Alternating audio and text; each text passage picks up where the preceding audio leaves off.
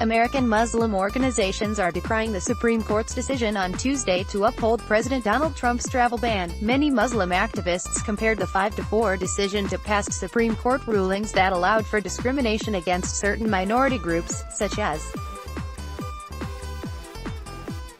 African Americans and Japanese Americans, and pledged Tuesday to continue fighting against bigotry. The Supreme Court has been wrong on major decisions before, and so our fight continues, said Linda Sarsour, executive director of the Muslim-led social justice organization Empower Change.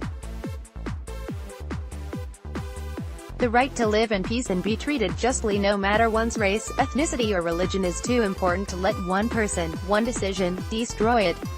People protest the Muslim travel ban outside of the U.S. Supreme Court, in Washington, D.C., on June 26, 2018. Trump has issued 3 versions of his travel ban, all of which faced court challenges. The latest iteration, issued as a presidential proclamation in September, restricted people from 8 countries: Iran, Libya, Syria, Yemen, Somalia, Chad, Venezuela and North Korea, 6 of which are predominantly Muslim. Chad has since been removed from the list. In Tuesday's decision, the Supreme Court's 5 conservative justices argued that the travel ban is not an Muslim ban, since the countries included in the latest iteration contain just 8% of the world's Muslim population.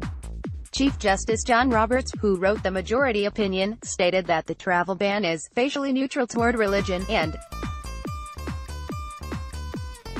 has a legitimate national security justification, quite apart from any religious hostility. But Muslim activists trace the travel ban's roots back to Trump's December 2015 call for a total and complete shutdown of Muslims entering the United States. They've also pointed out that the president has repeatedly made hostile statements about Muslims, claiming that Islam hates us, and that the U.S. was having problems with Muslims coming into the country. As a result, many American Muslims still consider Trump's travel restrictions to be a Muslim ban. On December 7, 2015, Trump's Muslim ban was born. Donald J. Trump is calling for a total and complete shutdown of Muslims entering the United States. On June 26, 2018, the GOP-controlled U.S. Supreme Court turned Trump's anti-Muslim hate into American policy. Deanna Baydallah, at Deanna Baydallah, June 26, 2018. The Council on American Islamic Relations, an advocacy organization that has filed legal challenges to all 3 iterations of Trump's travel ban, refers to the travel policy as Muslim Ban 3.0. CAIR's National Executive Director, Nihad Awad, said the Supreme Court has given the Trump administration green light to inject discrimination back into the immigration system. The Muslim ban's bigotry should have been as clear to the Supreme Court as it is to the Muslims demonized by it, Awad said in a statement. Apparently, everyone but the Supreme Court can see the decision for what it is, an expression of animosity. Protesters from about 24 advocacy groups gathered outside the Supreme Court to denounce the justice's decision. Other protests are being planned in Minnesota, Maryland and Georgia. CAIR's New York chapter teamed up with a coalition of 11 religious and secular organizations to hold a rally in New York City's Foley Square to support the Muslim community. New York City came out to say we picked out twitter.com/C531E2T, Linda Sarsour, @LSarsour, June 26, 2018. Albert Fox Can, Karen Wise legal director, likened Tuesday's decision to the 1857 Dred Scott v. Sanford case, in which the Supreme Court declared that Black Americans had no rights which the white man was bound to respect. He also cited the court's 1944 Korematsu v. United States ruling, which upheld the imprisonment of Japanese Americans during World War II. Like its predecessors Dred Scott and Korematsu, today's decision was unjust, Can said. And like its predecessors, this ruling will be condemned by future generations as a betrayal of the promise of equality and justice for all. The Dred Scott and Korematsu decisions are both widely discredited. In fact, Roberts explicitly distanced Tuesday's decision from Korematsu, writing that the 1944 ruling has nothing to do with this case. The forcible relocation of U.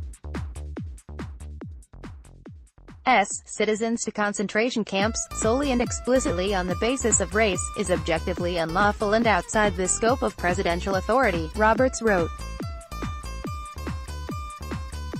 But it is wholly inapt to liken that morally repugnant order to a facially neutral policy denying certain foreign nationals the privilege of admission. Members of the New York Immigration Coalition talk about the Supreme Court decision to uphold President Donald Trump's Muslim ban on June 26, 2018.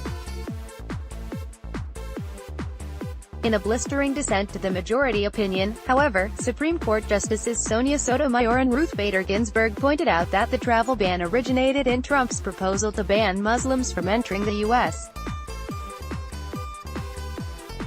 and that the president had himself likened the proposal to Franklin D. Roosevelt's discriminatory policies during World War II, by blindly accepting the government's misguided invitation to sanction a discriminatory policy motivated by animosity toward a disfavored group, all in the name of a superficial claim of national security, the pair wrote. The court redeploys the same dangerous logic underlying Korematsu and merely replaces one gravely wrong decision with another. The justices also warned that their conservative counterparts were turning a blind eye to the pain and suffering the proclamation inflicts upon countless families and individuals, many of whom are United States citizens. People protest Trump's travel ban outside the Supreme Court on June 26, 2018.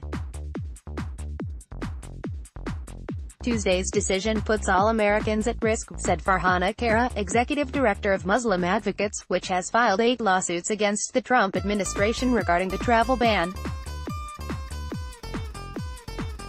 She also invoked widely condemned Supreme Court decisions of the past.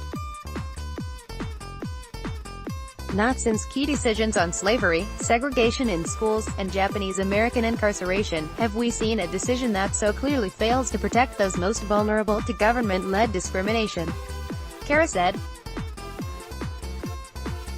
It says that even when an administration is clearly anti-Muslim, when it targets Muslims, when it insults Muslims, and when it puts a policy in place that specifically hurts Muslims, that the court will let it stand. If it can happen to Muslims, it can happen to anyone. People protest the Muslim travel ban outside of the U.S. Supreme Court in Washington, D.C. on June 26, 2018. Sarsour, who has long led efforts to mobilize Muslim communities, pledged Tuesday that American Muslims will continue to speak up, we will protest, we will vote, and we will organize against this bigotry until we have reunified our families and communities and overturned the Muslim ban once and for all, she said in a statement. Most importantly, we will continue mobilizing and defending our communities from un-American, bigoted policies, whether they are endorsed by the Supreme Court or not.